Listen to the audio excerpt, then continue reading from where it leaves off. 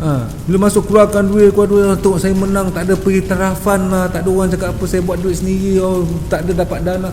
Hello, siapa suruh kau masuk motorsport?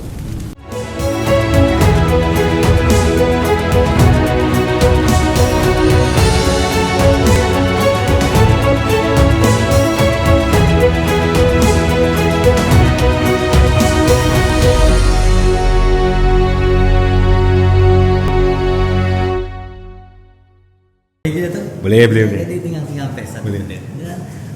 Kalau Datuk boleh reveal lah, saya percaya dalam masalah Damuk ni Zaki banyak berhubung dengan Datuk, okay, di telefon. Kalau boleh reveal something, aduan Zaki, luahan rasa Zaki dalam bab ni, boleh reveal. Apa yang dia Fahmi cerita dengan saya, attitude tu dah sampai ke, dia dah sampai ke Moto3, dah sampai dah. Maksudnya saya dah sampai Moto3 cukup. Itu baru permulaan. Macam kita selalu cakap, you dah sampai ke satu level, okay, Moto3, Moto2, MotoGP, nak kekal kat situ yang paling susah. Untuk kekal ke dalam satu kategori tu, you kena ada results, you kena ada improvement. Itu apa yang Fahmi cakap, dia punya attitude dah lain. Mungkin sebab dah sampai dah macam tu. Attitude tu maknanya dari segi training ke keseluruhan lah. Sebab kami yang tak involved dalam motorsport, hanya pembaca, hanya peminat, kami tak tahu kerja belakang. So yang ini yang satu yang berbeza. Masa dulu you boleh tanya Fahmi lah, you dah tahu apa jadi dengan Karwi Dampawi, dengan Adam Nuruddin, even dengan Hafiz Syarin. Kalau diorang tak buat yang terbaik, nombor satu yang orang yang akan criticize mereka ialah siapa? Saya. Okay, Fahmi akan tunjuk, dengan Hafiz Syarin pun akan keluarkan keratan newspaper. Okay, Razlan saya kasih amaran yang terakhir untuk ni pasal tak perform. Problemnya sekarang, bila Damuk tak perform, semua orang tak cakap apa-apa. Hanya Damuk aja buat statement macam ni lah, macam tu. Tapi SIC boss tak cakap apa-apa, ZK pun tak cakap apa-apa. So senyap. So apa cerita ni dengan Fahmi ni, dengan Damuk? Kalau saya ada problem dengan saya punya rider kat sini, saya akan cakap problem dia. Jadi sebab itu bila dengan Malaysian rider ni, bila ZK, Zulfahmi, Adam Nuruddin, okay, bila saya fikir yang diorang tak buat sesuatu, saya akan criticize mereka. Okay, diorang tahu, tapi I never get personal. Sama macam Karudam, bila dah perform dah macam tu, takkan sampaikan, saya cakap you, sampaikan I cakap dengan Karudam dengan Pawi, tolonglah jangan datang last. Jangan datang last saja. What kind of coaching, motivation to a rider, please don't come last. Last juga macam mana? Takkan kita nak maintain budak ni yang kos yang tinggi. Okay, takkan kita nak maintain. So we have to let him go. So sama lah, you have to.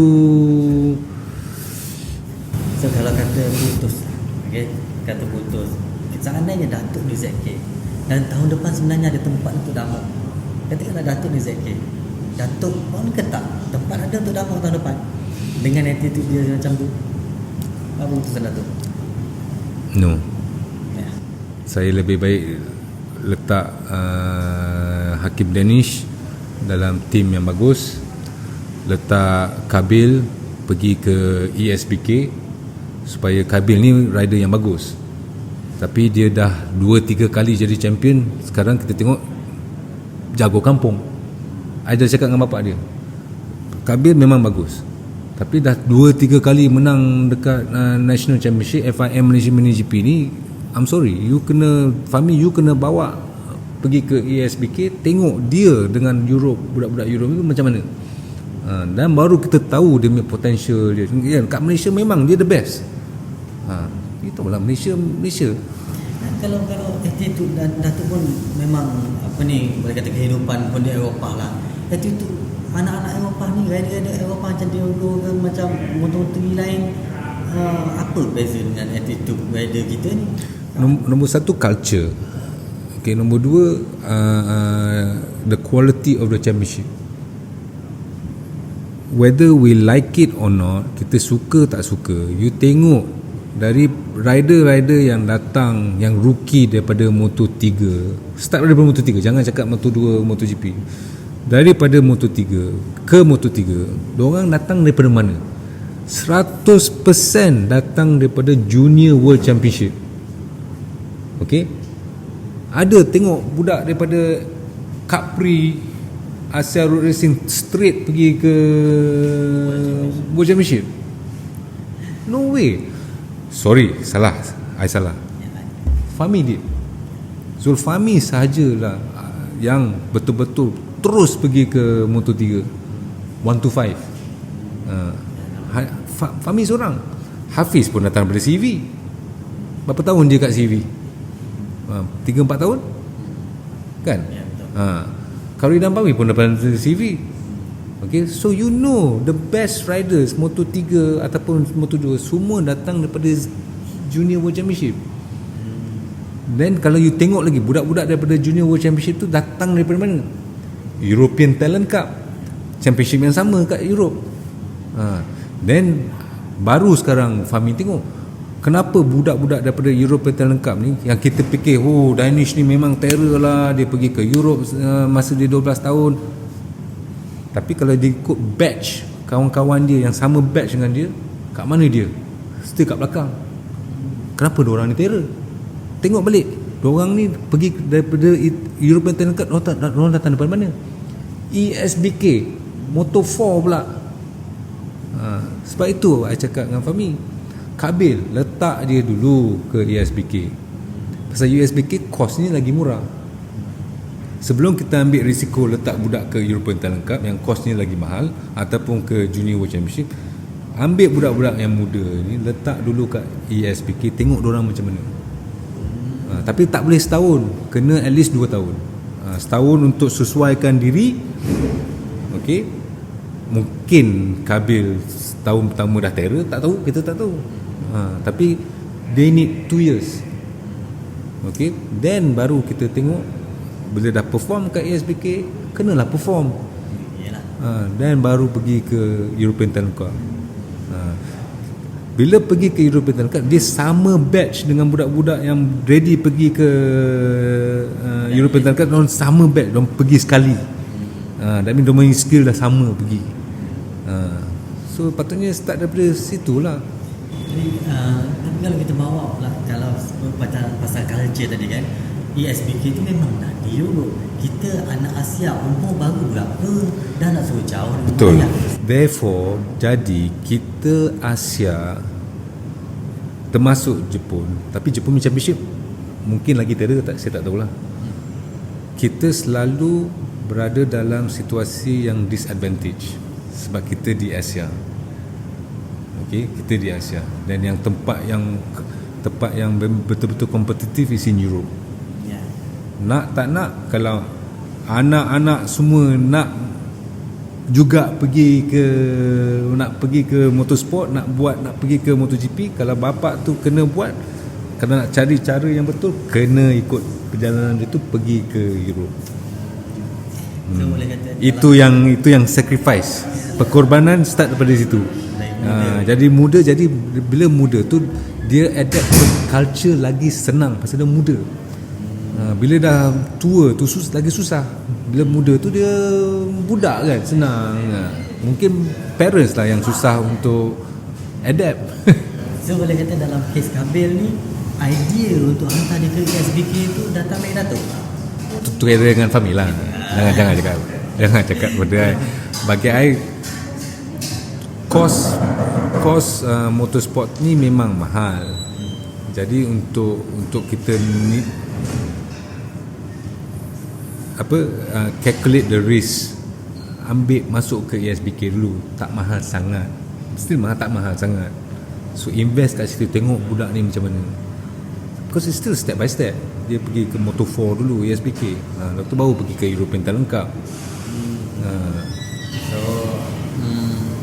kata sekarang ni secara tak langsung motorsport Malaysia sendiri melalui jalan boleh kata suka lah dari kecil lagi. Lepas mini GP, kalau dulu mini GP terus ke ETC, tapi sekarang dah mula ada tambahan. So itu buatkan Dia tak tambahan. Kita apa yang kita buat, lihat dalam mini GP kita lonjak terus ke ETC. ETC. Tapi sebelum lonjak ke ETC pergi ke ESBK dulu. Pasal kos ESBK itu lagi murah pada ETC. So sebelum waste money ke ETC, budak tu bagus ke tak bagus, letak kat ESBK dulu, then you don't spend so much money. You save dulu.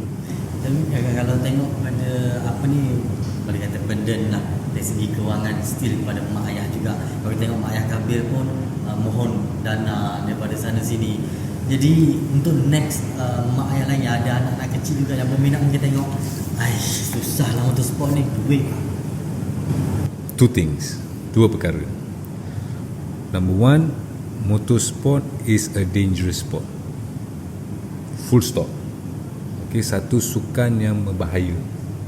Whether it's mini GP ke pocket bike ke, it's dangerous. Okay, that is something you have to accept. Okay, dekat India kan budak mini GP pun mati. Okay, 8 tahun ke 9 tahun, something like that. Nombor dua, it's an expensive sport. You nak push anak you ke bidang sukan yang mahal, that is your decision. Siapa yang push? Yalah, anak you push. Anak bila budak kecil tengok TV motorsport, dia lelaki tengok bestnya, daddy nak pergi, saya nak jadi, push. Siapa suruh kau push? Jadi bila push dah siapa push, tak ada duit, dah minta tolong orang, tak support lah ni. Sama juga tim-tim lokal. Siapa suruh kau masuk motorsport?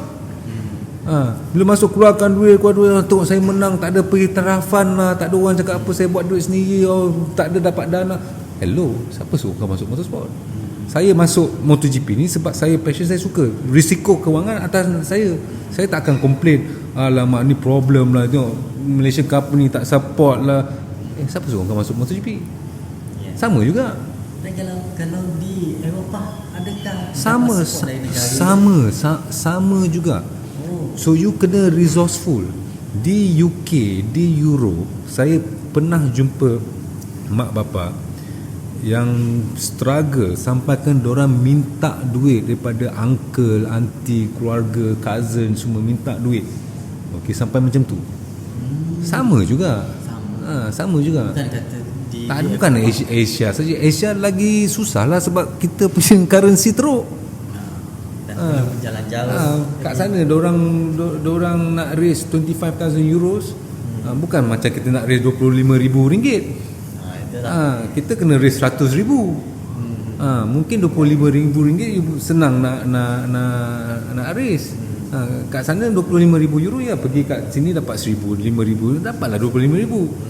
25,000 boleh raise ETC. Dan don't forget, kita disadvantage sebab kita kena fly ke Europe, kena duduk sana. Duduk sana kena sewa rumah, kena makan, takkan makan Maggi je. Takkan bawa serunding nasi lemak everyday. Jadi tentang support tadi, kalau di Eropah negara tak support seperti kita, tak ada, tak macam kita buat. Kita ni sebenarnya lebih supported. Yalah, macam kerajaan kita yang kita selalu give out subsidi. Kita kasih subsidi. Sama lah kat sini.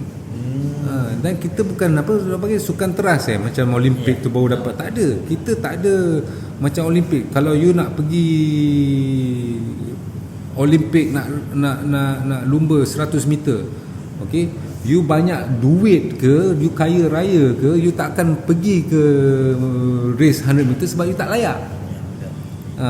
So you kena qualify dulu. National championship, national event, ASEAN Games, mungkin Commonwealth Games, barulah you qualify, you can compete in 100 meters. Motorsport mana ada qualifying dia. Kalau you banyak duit, you tak pandai bawa pun, you boleh beli team terus masukkan diri you dalam tu. Macam I, okay, I buat team I macam ni, rider I nak ride, I tak kisah, I want to ride. Mana ada kelayakan. Tetapi kalau ia satu program daripada SIC, daripada KBS, daripada MAN, kita kena letak kita punya own benchmark lah. Apakah kelayakan untuk letak budak ni pergi ke championship yang seterusnya? Results, must have results. Takkan kita letak aja sebab ni kenal ni kenal ni. It's not that way. It's all about result. Lagi teruk kalau Damo demi perform macam ni, orang akan tengok balik macam mana dia masuk Moto3. Kalau dia berbelas kat belakang, dia masuk Moto3. Kenapa mamat dia masuk tu? Mungkin ayah Damo bayar Fahmi duit, Fahmi letak. Tak tu. You open up to more questions. Kenapa kita letak Hakim Danish ke ETC? Dia ETC champion kan? ATC champion. Memang layak lah ke sana. Layak tak? Memang lah. Ataupun pilih kasih? Dah. Seterusnya kan kalau Datuk dah kata dia kan, yang kita ada terdekat apa ni, Danish Syami.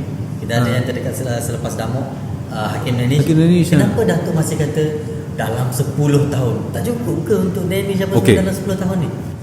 Sekarang kita cakap, siapa yang layak masuk ke MotoGP? Siapa dapat masuk MotoGP sekarang ni? You tell me. Kalau your PK yang budak ni memang bagus, okey, bila saya habis kontrak dengan Miguel dengan Raul, tapi tahun 2025 lah, saya akan letak budak ni. Kalau your PK, ataupun sebab dia ada Malaysia passport, saya patut tak kisah, letak aja budak ni. Waste my money and letak aja budak ni. Tak kisah. Supaya all my sponsor daripada Italy, daripada Europe ni, diorang tak kisah, diorang akan support juga rider Malaysia saya yang datang entah daripada mana, result ada, letak aja. Then who? Siapa? Oh, semua pulang balik ke Hafiz Syarin. Hafiz Syarin, okay, kita rescue dia daripada Petronas. Sebab bagi saya dia masih layak untuk continue bila dia ada masalah dengan Petronas. Faham lah, semua orang tahu dia dengan bapak dia dengan Petronas. Okey, kita buat Moto2 team sebabkan Hafiz Syarin. Okey, kita dengan rezeki dia, dengan entah macam mana, kita dapat letak dia ke MotoGP. Oh, semua orang memang happy lah masa tu. 2018 tu memang motorsport memang meriah. Okey, tim dia Tech 3 daripada Yamaha pergi ke KTM. Salah saya? Tak kan? Petronas masuk MotoGP. Petronas ada problem dengan Hafiz. Petronas nak ke Hafiz masuk dalam MotoGP dengan tim Petronas kita? Tak kan? So apa saya nak buat? Dia ada kontrak dengan Tech 3 2 tahun. So bila dia Tech 3 pergi ke KTM, Hafiz ikut. Okay, so dia ada problem dengan KTM. Yelah, Johan Zarco pun ada problem lah, macam-macam.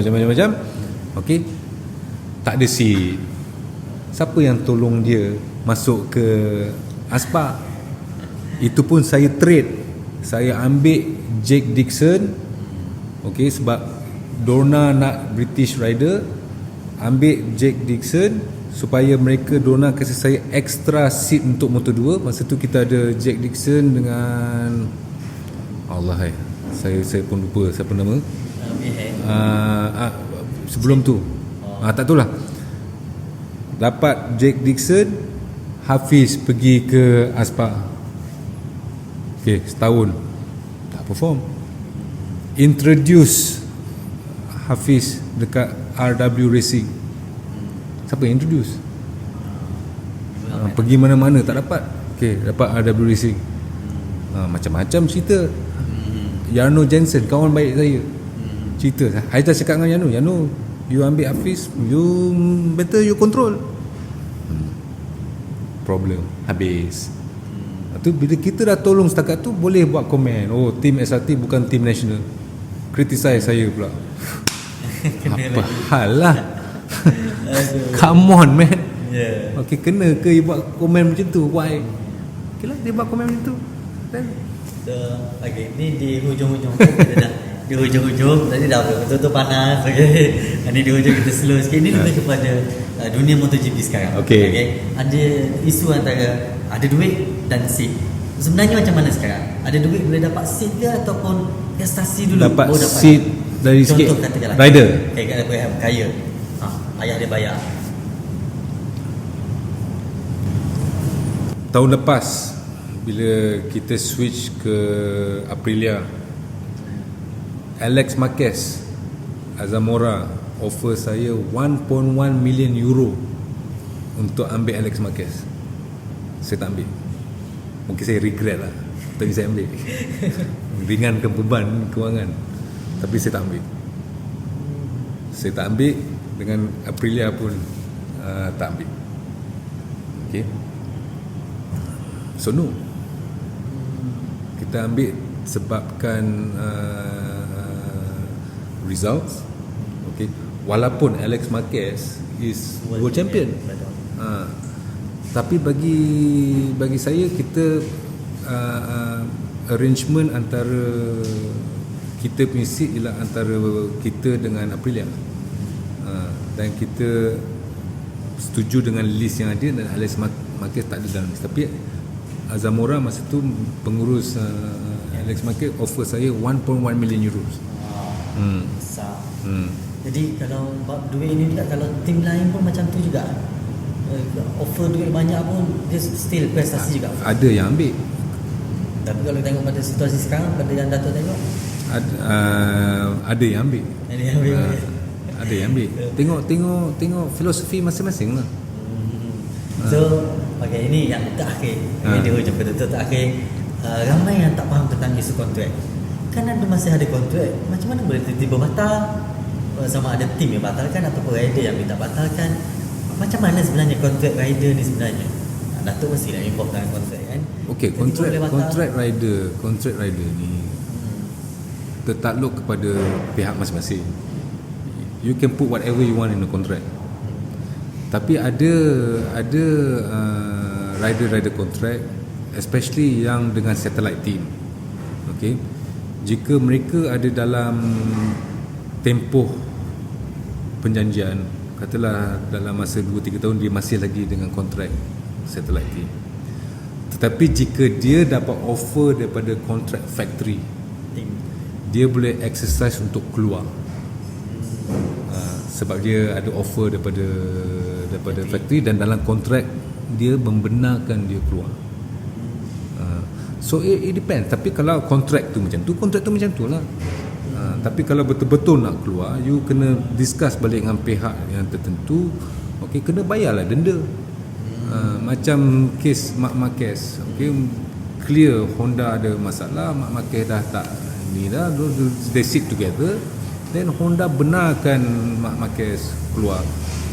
Soal whether kena denda ke tak denda, itu antara mereka dua, kita semua tak tahu. Okay.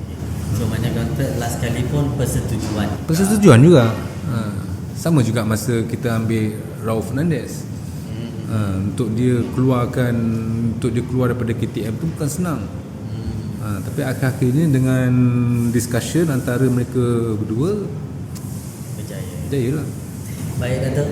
Okey, terima kasih banyak Dato'.